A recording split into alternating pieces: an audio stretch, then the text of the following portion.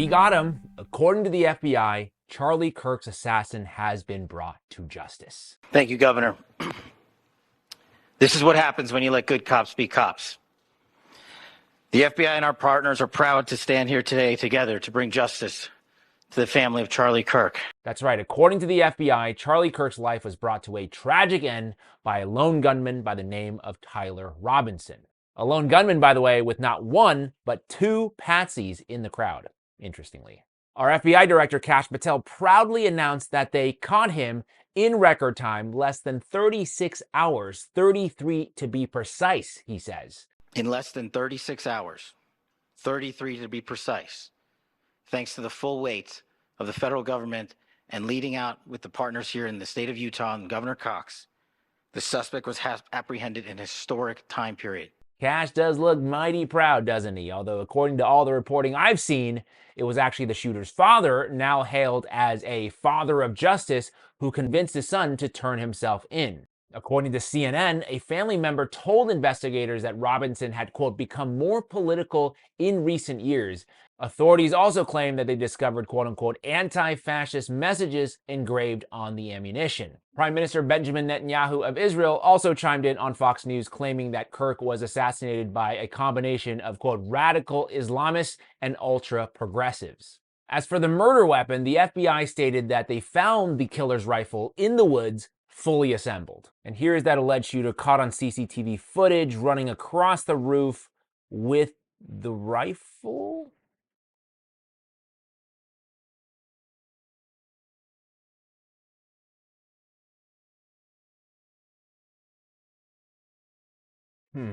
Anyway, I have been told that the barrel can apparently be disassembled within seconds, which he then put back together in the woods to hide it from authorities. So we got him. Now, no more questions, please. Well, maybe just one more. This is a source that I trust very much, and this is coming from the top levels of government. And they were having dinner with people, senators in the Senate Foreign Intelligence Committee. They are not openly saying this at this point. Of course not. But in private conversation, they're saying, hey, this looks like potentially Israel is behind this. Wow. And then in terms of getting to the actual evidence itself, a very close friend of Charlie Kirk's put out there. Charlie didn't want to put out this tweet himself, but he told a friend to put it out on the internet and said, hey, if I go against Israel, I think they will kill me. And when did he say this? This was August 13th. So less than a month ago. I can see Charlie over the last few months sort of take in new information and have his mind shift a little bit, right? He used to be an Israeli loyalist. Then he starts to sort of mildly criticize Israel in that, hey, I don't think, we shouldn't be allowed as an American to question the acts of a foreign government. I have text messages, Megan, calling me an anti-Semite. I have less ability sometimes online to criticize the Israeli government without backlash than actual Israelis do.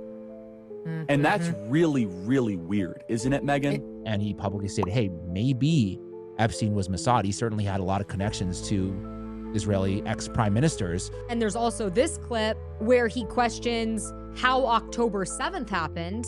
Was there a stand down order? 6 hours? I don't believe it. Israel's the size of New Jersey. When I took a helicopter ride from Jerusalem to the Gaza border, it's 45 minutes. 6 hours. They're live streaming the killing of Jews. Did somebody in the government say stand down? That is a legitimate, non-conspiracy question. I mean, this is a big problem for Israel. Charlie Kirk was maybe the most influential figure on the right, especially with people under the age of 30. Mm-hmm. And when you start to have somebody that influential as a conservative is say, hey, we need to maybe reassess this relationship. There's something weird going on. This is a warning to people in the media to say, hey, you need to stop this right now because you could be next. What a crazy conspiracy theorist that guy is, right?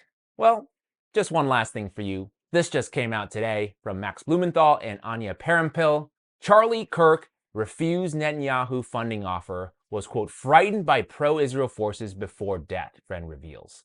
Ooh, let's take a look at this reporting. Charlie Kirk rejected an offer earlier this year from Israeli Prime Minister Benjamin Netanyahu to arrange a massive new infusion of Zionist money into his Turning Point USA organization, America's largest conservative youth association, according to a longtime friend of the slain commentator speaking on the condition of anonymity.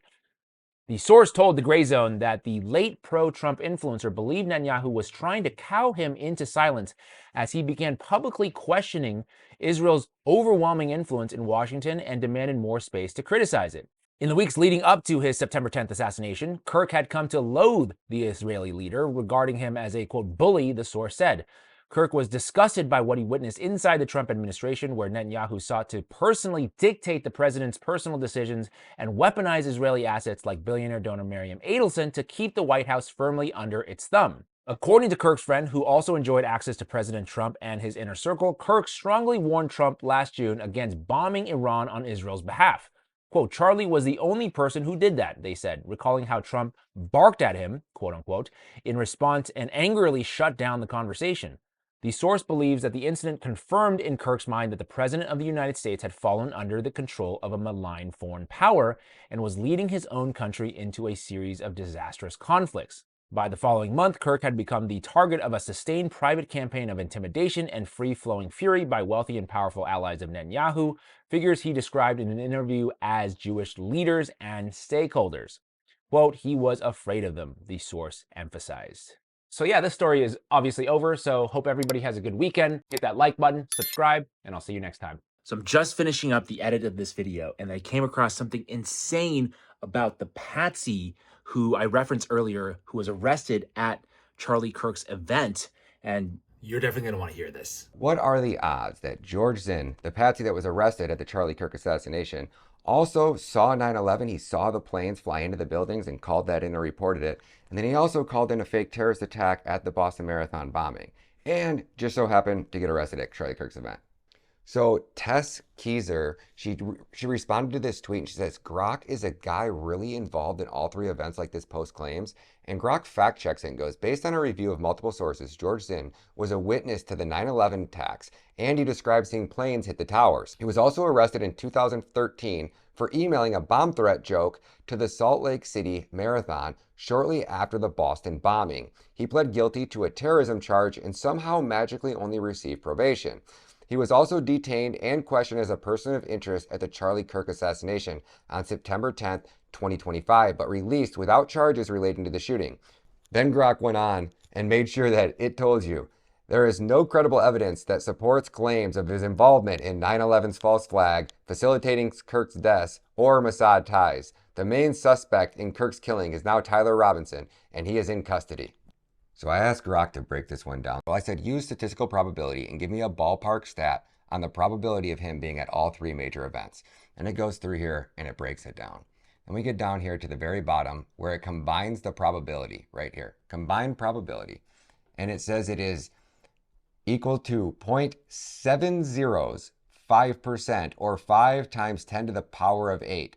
That translates to approximately 1 in 2 billion. Still, probably nothing to see here. Lastly, to my friend Charlie Kirk, rest now, brother. We have the watch, and I'll see you in Valhalla.